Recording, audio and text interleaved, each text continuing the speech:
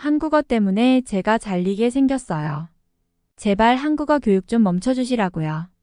여기 미국의 한 고등학교에서 한국어 교육이 시작되자 피해를 보고 있다면서 소리를 지르고 있는 여성이 있습니다. 자신이 가르치는 일본어 과목이 점점 줄어들고 한국어 수업만 인기를 끌자 일자리를 잃을 위기에 처했다고 하는데요. 오늘의 사연 바로 시작합니다. 안녕하세요. 저는 미국의 고등학교에서 일본어를 가르치고 있는 클레어라고 합니다. 어린 시절부터 일본 문화를 동경했고 일본에 여러 번 놀러갈 정도로 관심이 있었는데요. 그러다 보니 자연스럽게 일본어를 치열하게 공부했고 지금은 일본어 교사 생활을 하고 있습니다. 일본의 애니메이션이나 만화 영화는 정말 세계 최고 수준이라고 생각하고 지금까지 일본 만화에 관심을 가질 정도로 푹 빠져 있죠. 물론 일본의 드라마나 영화에도 관심을 가지고 있고요. 퇴근을 하고 일본 드라마 한 편을 보면서 맥주 한 캔을 마시는 것이 저의 유일한 낙 중의 하나랍니다. 그런데 저의 이러한 평화로운 일상에 심각한 문제가 생기고 말았습니다. 저의 계약 기간인 올해 말일이 끝나면 학교에서 퇴출당할 위기에 처했거든요. 작년부터 학교에 한국어 수업이 개설되고 나서부터 무언가 느낌이 쎄하기 시작했는데 저의 본능적인 기분이 현실이 되어버린 것이죠. 학교의 학생들은 일본어 수업을 선택하지 않고 대부분 한국어 수업으로 선택 과목을 선택하더라고요. 어느 학생은 심지어 저에게 이런 말까지 남겼습니다. 요즘에 누가 일본어를 공부해요? 한국어부터 공부해야죠. 요즘 저희 사이에서 한국어 인사를 모르면 바보라는 소리를 들을 정도이고 텔레비전이나 유튜브에서 나오는 한국 드라마를 보면서 바로바로 통역해주는 친구가 가장 좋은 친구예요. 선생님도 일본어 말고 한국어를 가르쳐 주시면 좋을 것 같아요. 그런데다가 저와 아직 연락하고 지내는 애제자들 또한 저에게 연락을 해서 일본은 지는 해이고 한국은 떠오르는 태양인데 일본어를 공부해서 덕분에 한국어를 편하게 배울 것 같다는 말을 하더라고요. 일본어를 배운 것은 아쉽지만 한국어와 어순과 문법이 비슷하니 더 쉽게 한국어를 배울 수 있겠다면서 감사하다면서요. 저는 그런 제자의 연락을 받으면서도 기분이 전혀 좋지 않았습니다. 무언가 저에게 일본어를 괜히 배웠다는 한풀이를 하는 것 같았으니까요. 가뜩이나 한국어 때문에 일자리를 잃게 생겼는데 주변에서 이런 말을 듣고 있자니 무언가 힘이 빠지는 느낌이 들기도 했죠. 저는 급하게 내년부터 일을 시작할 일본어 관련 직업을 찾기 시작했는데요. 제가 사는 동네의 학교들은 물론이고 차를 타고 2시간이나 가야 할 학교까지 일본어 교사 자리는 하나도 없더라고요. 심지어 학원이나 번역 관련 일 또한 일본어 말고 한국어만 찾는 경우가 대다수였죠. 예전에는 심심치 않게 보이던 일본어 통역이나 일본어 능통자, 우대 업무 또한 잡마켓에서는 하나도 보이지 않았습니다. 저의 커리어는 온통 일본어와만 관련되어 있었기 때문에 정말 먹고 살 걱정이 막막하기만 했습니다. 학교의 한국어 교사는 백인인데 저보다 생긴 것도 예쁘고 학생들에게만이 아니라 교사들 사이에서도 인기가 많은데 저만 버림받은 기분이 들어서 무척이나 슬펐죠. 이런 말도 안 되는 상황이 올 줄이야 정말 짐작조차 할 수 없었기에 억울하기만 했어요. 당연히 일본은 한국보다 강대국으로 알고 있었고 아시아에서 가장 인기가 많은 나라라고만 생각했는데 세상이 이렇게 변할 줄 어떻게 알았겠어요. 다른 친구들이 K-팝 가수 응원할 때에 저는 일본 아이돌만 따라다녔던 것이 잘못된 선택이었던 것이죠. 그런데 이런 저에게 학교에서는 엎친 데 덮친 격으로 한국 견학 인솔교사 임무를 주더라고요. 학교에서 한국어를 가장 잘하는 학생들 20명 정도를 뽑아서 한국을 배우고 오라며 한국 견학을 시켜주는데 제가 수업 시간이 제일 적은 데다가 한국 옆 나라인 일본어 교사이니 같이 다녀오라는 상황이었죠. 물론 여러 인솔 교사 중 한 명이었지만 괜히 저에게 한국에 대해 배우라는 은근한 압박이라는 생각이 들어서 기분이 좋지만은 않았습니다. 당연히 대면대면한 한국어 교사와 함께 떠나는 여행이라서 조금 더 부담스럽기도 했고요. 한국어 교사 이름은 조이였는데 이제야 알고 보니 저와 나이도 동갑이더라고요. 조이는 어린 시절부터 한국의 K-팝이나 문화에 관심이 많았고 한국에서 원어민 강사 생활을 한 적도 있다고 하며 한국을 무척 잘 알고 있는 것 같더라고요. 한국의 문화나 역사는 물론이고 지역마다 볼만한 것들도 속속들이 꿰차고 있었죠. 제가 일본을 좋아하는 것과는 비교가 되지 않을 정도로 한국에 대한 사랑이 진심인 것이 느껴지더라고요. 그렇게 저희들은 한국으로 출발하게 되었고 4박 5일간의 한국 생활을 시작했죠. 한국어 성적이 높은 학생들이다 보니 한국에 관심이 있는 학생임은 당연했고 한국어로 된 간판과 글자들을 척척 읽어대는 모습을 보니 무언가 부럽더라고요. 저는 아무리 한국이라 할지라도 바로 옆에 강대국 일본이 있으니 일본어가 조금은 있을 줄 알았는데 일본어는 거의 보이지 않더라고요. 그런데 저는 무언가 이상한 기분이 들었습니다. 이번 여행에 함께 온 학생들 중에서 분명히 지난 학기에 저에게 일본어를 배우던 학생들이 있었거든요. 일본어의 성적이 낮은 학생들이 있었는데 한국어를 잘한다니 말이 안 된다는 생각이 들었어요. 그들은 이번 학기에 한국어 공부를 시작해서 한국어를 배운 지 2달이 채 되지 않은 학생들이었는데 한글을 읽어대는 모습을 보니 너무 신기하더라고요. 일본어를 제대로 읽지도 못하던 학생들이 왜 한국어는 잘 읽는지 저의 교수법이 잘못되었던 것이 아닐까 하는 생각에 자괴감도 들었습니다. 그런데 이 비밀은 며칠 동안 한국을 돌아다니면서 깨닫게 되었습니다. 한국어 교사인 조이가 저와 같은 숙소 방을 사용했는데 한글을 빨리 깨우치면 일주일도 걸리지 않을 거라면서 한글을 알려주면서 알게 되었거든요. 일본어는 히라가나, 가타카나라는 복잡한 문자를 전부 외워야 하는데 한글은 가나다라마바사 자차 카타파라는 14개의 자음만 외운다면 웬만한 것은 전부 읽을 수가 있게 되더라고요. 학생들은 이미 14개의 자음을 모두 외우고 있었던 것이었고 심지어 단 며칠 만에 한글로 자신의 이름이나 친구의 이름을 쓸 수까지 있더라고요. 한국을 방문하는 외국인들이라면 며칠 동안 한글을 외워서 익히면 생활에 문제가 없을 거라는 생각이 들었는데 모두 낯설다는 생각 때문에 시도조차 하지 않는 것이 문제라는 생각이 들었죠. 그리고 한국에서 정말 많은 것을 보고 놀라게 되었는데요. 우선 제가 기억하는 일본보다도 훨씬 발달된 모습을 볼 수 있었거든요. 일본에서는 볼 수 없는 세련된 디자인의 택시는 물론이고 지하철과 버스 등의 대중교통까지 온통 최신식이더라고요. 일본에 다녀온 것도 불과 1년 전의 일이었는데 한국은 일본보다 10년은 앞서 있다는 생각이 들 정도였죠. 물론 제가 살고 있는 미국과는 비교할 수 없을 정도로 구획 정리가 무척 잘 되어 있을 뿐만 아니라 깔끔하다는 생각이 들었습니다. 미국은 수많은 사람들이 마약이나 총기 소지를 하기 때문에 무서운 경우가 많은데 한국은 안전에도 걱정이 없었습니다. 솔직히 말하자면 미국은 아이를 키우기도 위험한 경우가 많아서 걱정인데 한국은 환경이 너무 아름답고 좋은 사람들만 있다는 생각이 들어서 정말 이대로 살아도 괜찮겠다는 생각까지 들었습니다. 일본에서도 이런 기분을 느낀 적이 없었는데 말이죠. 그리고 교복을 입은 한국의 학생들이 지나다니는 것을 봤는데 그들은 얼마나 교육을 잘 받고 잘 지키던지 우리 학교의 학생들이 민망할 정도이더라고요. 공공장소에서도 시끄럽게 떠들고 깔깔 웃어대는 우리 학생들과는 달리 누가 시키지도 않았는데도 공공장소에서 조용히 대화를 나누고 식당이나 카페에서 질서정연하게 줄을 서는 모습을 보니 신기하더라고요. 심지어 다 마신 커피나 다 먹은 음식들을 직원도 아니면서 직접 치우는 모습을 보니 대단하다고 느껴졌습니다.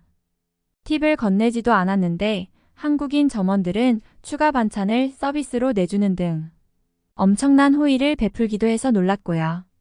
저희들과는 무언가 반대라는 생각이 들었죠. 저의 학교의 학생들은 아무리 학교에서 교육을 해도 공공장소 질서를 잘 지키지 않으며 늘 불안불안하거든요. 한국에서도 몰래 술을 사려고 하다가 편의점 직원의 신분증 요구에 돌아왔다고 하더라고요. 한국어 회화를 언제 그렇게 배웠는지 젊은 한국인들에게 말을 걸기도 하고 농담을 하는 것 또한 무언가 한국의 예의가 아닌 것 같다는 생각이 들어서 조마조마했고요. 어쨌든 저희들은 한국의 여러 장소를 구경하고 관람했는데 가장 기억에 남는 장소가 하나 있습니다. 바로 한국의 전통 건물인 경복궁이라는 궁궐이었죠. 미국에는 궁궐이 없기 때문에 이런 장소에 오면 늘 새로운데 한국에서는 더욱 특별하게 느껴지더라고요. 한국어 교사인 조이가 궁궐에서 학생들에게 이런저런 설명을 해주는데 그걸 가만히 들어보니 한국에 대해서 더욱 관심을 가지게 되었거든요. 경복궁이라는 곳은 한국에서 600년의 역사를 가진 조선이라는 나라의 궁궐이고 한글을 만든 세종대왕이라는 분이 지내던 공간이라는 사실이 새로웠거든요. 저는 일본어 교사이면서 아시아 전체가 아닌 일본에만 관심을 가졌는데요. 일본보다도 더 흥미로운 나라라는 것을 깨달았죠. 특히 한글을 만든 분이 살던 곳이라는 사실은 정말 충격적인 사실이었습니다. 옛날에 컴퓨터도 없던 시대에 살던 사람이 글자를 만든 것도 신기한데 그 사람이 바로 한국의 왕인 세종대왕이었고 그 사람이 이 자리에 있었다는 것은 무언가 저에게 특별한 울림을 주었습니다. 저는 일본어를 좋아하듯이 세상의 언어라는 것에 관심이 많은 편인데 한국은 늘 저의 관심 밖이었기 때문에 이런 사실조차도 몰랐네요. 몇 해 전에는 중국어에 빠져서 잠시 공부했었는데 그저 한국어와 중국어가 비슷할 거라고만 생각했거든요. 그런데 한국어와 중국어는 아예 다른 기원에서 온 언어이며 조상 또한 다르다고 생각을 하자 한국의 더욱 매력이 느껴졌습니다.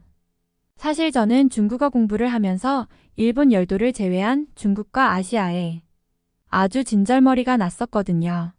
전화로 중국인 원어민과 중국어 회화 공부를 할 때였는데요.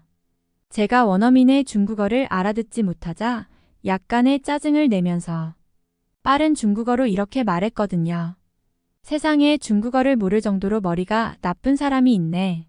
제가 다른 말은 듣지 못해도 이 말만큼은 똑똑히 들었네요. 그들은 분명 중국어를 하지 못하는 사람을 낮게 취급하고 있었고 저에게 대하는 태도 또한 무척이나 불량했습니다.